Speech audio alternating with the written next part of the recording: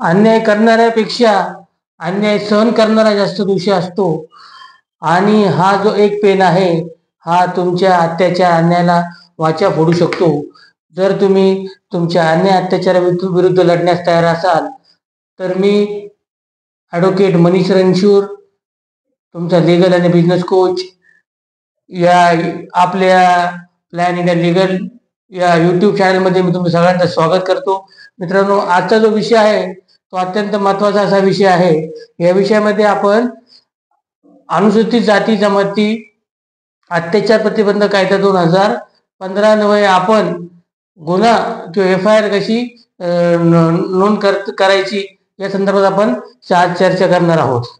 तत्पूर्वी मित्रांनो, माझी तुम्हाला विनंती आहे की जर तुम्हाला तुमच्यावर जर खरंच अन्याय अत्याचार झाला असेल किंवा तुम्ही खरंच जर अत्याचारग्रस्त असाल तरच तुम्ही ह्या SC/ST ऍक्ट अंतर्गत किंवा ॲट्रॉसिटी ऍक्ट अंतर्गत तुम्ही गुन्हा नोंदवायचा आहे मित्रांनो।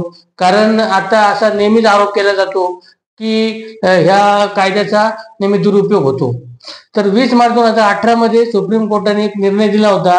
त्या निर्णयात असं म्हटलं होतं की असे अनेक गैरप्रकरण या कायद्याच्या गैरप्रकाराचे प्रकरण समोर आले होते की ह्या कायद्याचा म्हणजे ॲट्रॉसिटी ऍक्टचा दुरुपयोग होतो। असे अनेक प्रकरण समोर आले होते आणि त्यामुळे न्यायालयाने एक निर्णय दिला होता की ह्याच्यामधले जे आरोपी आहेत म्हणजे ज्यांनी अत्याचार केलेला आहे किंवा कोणाला गंभीर दुखापत केलेली आहे अशा व्यक्तींना तात्काळ अटक करण्यास न्यायालयाने निर्बंध घातले होते किंवा अशा जे व्यक्ती आहे यांना अटकपूर्व जामीन देण्यास सुद्धा न्यायालयाने मंजुरी दिली होती। तर मित्रांनो, याच्यामुळे काय झालं की जे अत्याचारग्रस्त लोक होते त्यांच्या अजून जीवाला धोका निर्माण झाला किंवा त्यांना जो न्याय मिळायला पाहिजे होता तो न्याय मिळत नव्हता। मग ऑगस्ट 2018 मध्ये भारताच्या संसदेने कलम 18A चा समावेश या कायद्यामध्ये केला आणि 18A च्या अंतर्गत समावेश करून हा जो सुप्रीम कोर्टाने आदेश दिला होता त्याला ओव्हरराईड करण्यात आलं आणि 20 ऑगस्ट 2018ला हा जो नवीन 18A हा कलम आहे हा अस्तित्वात आला आणि त्याची अंमलबजावणी सुरू झाली। याच्यामध्ये 18A मध्ये असं नमूद केलेलं आहे मित्रांनो की जेव्हा एखादा व्यक्ती ज्याच्यावर अन्याय अत्याचार झालेला आहे तो जेव्हा पोलीस स्टेशन मध्ये FIR करायला जातो तेव्हा 18A च्या एक कलम नुसार त्याला जेव्हा त्याची फिर्यादी त्याची FIR ची नोंद करण्यासाठी कुठल्याही प्राथमिक चौकशीची गरज नाही। म्हणजे बाबा खरंच तुझ्यावर अन्याय अत्याचार झाला का, कसा झाला, काय झाला, हा नंतरचा भाग आहे। त्याची प्राथमिक चौकशी करण्याची गरज नाही असा हा 18(1)(अ) कलम सांगतो। आणि तसं दुसरा याच्यामध्ये 18(1)(ब) असा कलम त्यांनी इंट्रोड्यूस केला की त्याच्यामध्ये जो आरोपी आहे त्याला तात्काळ अटक करण्याची आदेश जो चौकशी अधिकारी आहे त्याला ते अधिकार प्राप्त झाले आणि त्याला कुठल्या प्रकारची त्याला कोणाकडनं परमिशन घेण्याची त्याला गरज नाही की कुठल्या न्यायालयाचे आदेश न जुमानता अनुसूचित समुदायावरील अत्याचाराचा आरोप असलेल्या व्यक्तींसाठी अटकपूर्व जामीन नाकारण्याची सुधारणा ह्या कायद्यामध्ये करण्यात आली। तर मित्रांनो, असा हा 18A हा महत्वाचा कलम ह्या कायद्यामध्ये इंट्रोड्यूस करण्यात आला। तर मित्रांनो, आता आपण याच्यामध्ये जो पुढचा विषय आपला महत्वाचा विषय आहे की FIR कशी करायची किंवा FIR ची नोंद कशी करायची, तर हे तुम्हाला सांगणं गरजेचं आहे की 18A नुसार तुम्ही ज्या तात्काळ पोलीस स्टेशनला जाता किंवा ज्या भागात ज्या ठिकाणी तुमच्यावर जो गुन्हा अत्याचार झालेला आहे त्या नजीकच्या पोलीस स्टेशनमध्ये जाऊन तुम्ही ह्या FIR तुमची तिथे नोंद करू शकता। याच्यासाठी त्या अधिकाऱ्याला कुठल्याही प्रकारची पूर्व चौकशी करण्याची गरज नाही। तुम्ही सांगता म्हणजे त्याने FIR करणं हे या कायद्यानुसार बंधनकारक आहे। ठीक आहे, तर हा तुम्हाला माहित असला पाहिजे की जेणेकरून जर तुमच्या खरंच अन्याय अत्याचार झाला तर तुम्ही ह्या 18A चा जो तुम्ही उपयोग करून तिथे तुमची FIR रजिस्टर करू शकता।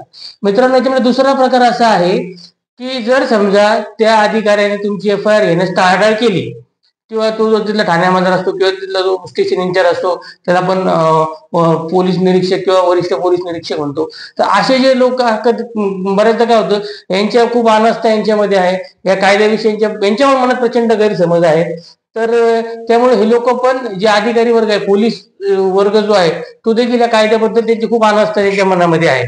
तर अशा वेळेस आपण काय करायचं, आपण अशा वेळेस एक अर्ज तयार करायचा. तर त्या अर्जामध्ये आपण वरती स्पष्ट लिहायचं, वरती अर्जाच्या वरच्या भाग जो आहे, म्हणजे समजा अर्ज असेल त्या वरच्या भागामध्ये स्पष्ट लिहायचं आपण की अनुसूचित जाती जमाती अत्याचार प्रतिबंधक कायदा 2015 अन्वये झालेल्या अन्य अत्याचाराबद्दल तक्रारार्थ व गुन्हा नोंद करण्यात यावा अशी एक विनंती आपल्याला करायची. त्याच्यामध्ये जो जो अर्जाचा उजवा भाग आहे, म्हणजे राईट साईड हा जो भाग आहे, राईट साईडचा जो भाग आहे अर्जाचा, इकडे तुम्हाला त्याच्यामध्ये तुमचं नाव नमूद करायचंय की बाबा तुमचं नाव, पूर्ण नाव काय, तुमचा पत्ता, तुमचा मोबाईल नंबर, आणि ज्या व्यक्तीने तुमच्यावर अन्याय अत्याचार केलेला आहे नंतर त्या व्यक्तीचं नाव गैर अर्जदार म्हणून लिहायचं. म्हणजे तुम्ही झाले अर्जदार आणि तो व्यक्ती झाला गैर अर्जदार. त्याचं नाव लिहायचं, त्याचा पत्ता लिहायचा आहे, त्याचे मोबाईल नंबर त्याच्यामध्ये लिहायचे आहे. आणि मग तो गैरहजर जर एक असेल, दोन असतील तर ते दोघांची, एक असेल तर एक असं नाव लिहा, दोन असेल तर दोन लोकांची नावं लिहा. किंवा तो समुदाय आहे तर समुदायातले जे काय ज्यांनी तुमचं खरंच अन्याय केलंय त्या लोकांची तुम्ही नावं तिथे नमूद करा, त्यांचे मोबाईल नंबर नमूद करा. आणि जो लेफ्ट साईडचा कॉर्नर आहे तिथे तुम्ही जो ठाणा इंचार्ज असतो, वरिष्ठ पोलीस निरीक्षक असतो, वरिष्ठ पोलीस निरीक्षकाला ते तुमच्या ठाण्याचा जो काय तुमचा जो एरिया असेल त्या एरियाचा तो, समजा आता एक विशिष्ट एरियाचा जो पोलीस इन्स्पेक्टर आहे तर त्या पोलीस इन्स्पेक्टरचं एरियाचं नाव टाकायचं आहे, खाली पिन कोड नंबर आणि असं लिहायचं. नंतर विषय त्याच्यामध्ये नमूद करायचं आहे की म्हणजे अनुसूचित जाती जमाती अत्याचार प्रतिबंधक कायदा 2015 अन्वये गुन्हा दाखल करणे बाबत तक्रार अर्ज. ठीक आहे, असा एक विषय त्याच्यामध्ये नमूद करायचा आहे. आणि नमूद केल्यानंतर माननीय महोदय असं म्हणून आपण जो काय प्रकार तुमच्या विरुद्ध झालेला आहे, जो अत्याचार तुमच्या विरुद्ध झालेला आहे, तो सविस्तरपणे तुम्ही तुमच्या भाषेमध्ये लिहायचा आहे. तुमच्या भाषेमध्ये लिहायचं म्हणजे काय की बाबा तुमच्यावर जो खरंच अन्याय अत्याचार झाला असेल तो तुम्ही तुमच्या भाषेत लिहायचे की काय झालं, तुम्ही कुठे उभं होतात किंवा काय झालं, कशा प्रकारे हा गुन्हा घडला, त्यांनी काय केलं, त्यांनी कशा प्रकारे तुमच्यावर अत्याचार केला, हे तुमच्या भाषेमध्ये लिहायचे. आता बरेच लोक काय करतात, कुठल्या तरी वकिलाकडे जाऊन किंवा एखाद्या सामाजिक कार्यकर्त्याकडे जाऊन त्याच्याकडे तो अर्ज लिहून घ्यायचा. आता वकील म्हटला किंवा कार्यकर्ता म्हटला तर तो त्याच्यामध्ये कलम टाकतो, या कलमानुसार हा गुन्हा झाला, त्या कलमानुसार तो गुन्हा झाला. मित्रांनो, खरं ज्याच्यावर अन्याय अत्याचार झालेला असतो ना त्याला एवढा वेळ नसतो की तो जाऊन आणि कलम शोधत बसेल किंवा कुठल्या कलमांवर माझ्यावर अन्याय अत्याचार झाला. हे जरी सत्य असलं की याचे प्रत्येक अन्याय अत्याचार जे घटना आहे ते त्याला कलमबद्ध केलेलं आहे, पण तरी तुम्ही तुमच्या भाषेमध्ये लिहा, म्हणजे जेणेकरून हा जो अर्ज हा फॅब्रिकेटेड वाटला नाही पाहिजे किंवा तो पूर्वनियोजित आहे असं नाही वाटलं पाहिजे. कारण ज्या माणसाला अत्याचार होतो त्याला एवढा वेळ नसतो की तो सगळं कलम आणि कायदे शोधून आणि मग ते करेल. तुम्ही तुमच्या पद्धतीने सोप्या भाषेमध्ये तो अर्ज लिहायचा आहे. ठीक आहे, हा प्रति माननीय पोलीस निरीक्षक लिहिलेला, तसाच तसाच तो प्रति माननीय तुमच्या भागात एसीपी असेल किंवा त्याला डीवायएसपी ग्रामीण भागात म्हटलं जातं तर डीवायएसपी किंवा एसीपीच्या तो नमूद करायचा आहे. जर तो एसपी असेल किंवा तो पोलीस कमिशनर असेल, म्हणजे शहरी भागातले लोकांना कमिशनर मंडळाने जे ग्रामीण भागातले जे अधिकारी असतात त्यांना सुपरवायझर म्हटलं जातं, सुपरिटेंडंट म्हटलं जातं. तर मग पोलीस कमिशनर असेल किंवा तो पोलीस सुपरिटेंडंट असेल तर यांना तुम्ही ते अर्ज त्यांच्या तसेच तुम्ही अर्ज ते तयार करायचे. जो अर्जाची फॉर्मॅट आहे तो सेम ठेवायचा आहे, फक्त वरिष्ठ पोलीस निरीक्षक त्याचा पत्ता झाला तो काढून टाकायचा, त्याच्यानंतर त्या जागी दुसरा रिप्लेस करायचा पत्ता, त्याच्यामध्ये माननीय एसीपी किंवा डीवायएसपी, नंतर त्यांचा पत्ता, त्यांचा कुठल्या कार्यालय झोन काय बीट काय तो तिथे नमूद करायचा आहे. त्याच्यानंतर तिसरा जो भाग आहे त्याच्यामध्ये समजा त्यांचे वरिष्ठ कोण आहे, मग त्यांचे वरिष्ठ एसपी असतात किंवा पोलीस कमिशनर असतात, सीपी असतात, तर मग यांना त्यांना लिहायचे, त्यांचा पत्ता लिहायचे, जिल्ह्याच्या ठिकाणी बसतात पोलीस एसपी. ठीक आहे, तर एसपी किंवा सीपी तर ते जिल्ह्याच्या ठिकाणी तुम्ही पत्ता लिहायचा आहे आणि असा करून तो एक अर्ज तयार करायचा आहे. हा अर्ज तयार करत असताना तुम्ही तो अर्ज माननीय गृहमंत्री, माननीय मुख्यमंत्री ठीक आहे. त्याच्यानंतर माननीय SC ST आयोग महाराष्ट्र राज्य हा अर्ज जो आहे तो तुम्ही असा हायरार्कीमध्ये पाठवा. म्हणजे महाराष्ट्राचे मुख्यमंत्री, महाराष्ट्राचे गृहमंत्री, महाराष्ट्राचे पोलीस महासंचालक, त्याच्यानंतर तुम्ही खाली आला तर मग SP, आणि त्याच्या SP नंतर मग तुमचा ACP, असं असं स्वरूपाचा हा एक स्ट्रक्चर आहे. म्हणजे ज्या क्रोनॉलॉजिकली तुम्हाला तो पाठवायचा अर्ज.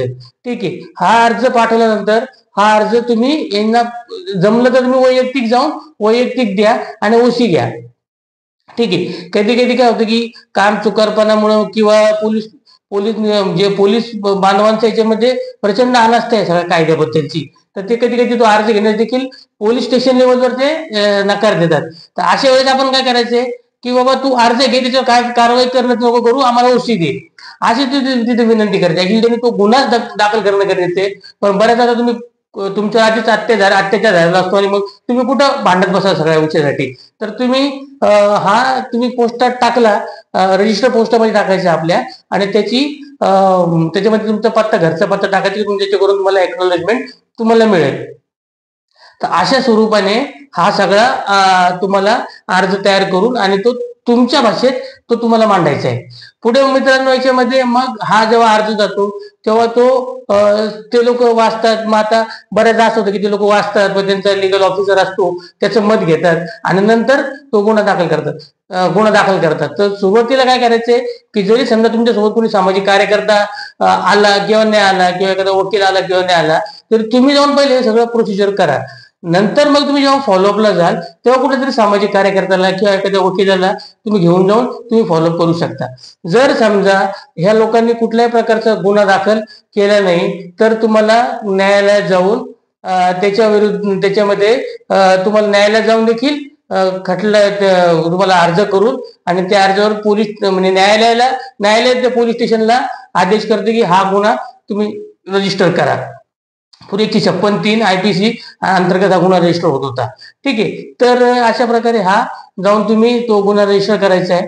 आणि म्हणजे जर पोलिसांनी नाही केला तर न्यायालयामार्फत देखील तो आपल्याला गुन्हा रजिस्टर करता येतो. याच्यामध्ये जर तुम्ही अनुसूचित जाती जमातीचे आहात तरी देखील पोलीस लोक टाळाटाळ करतायत.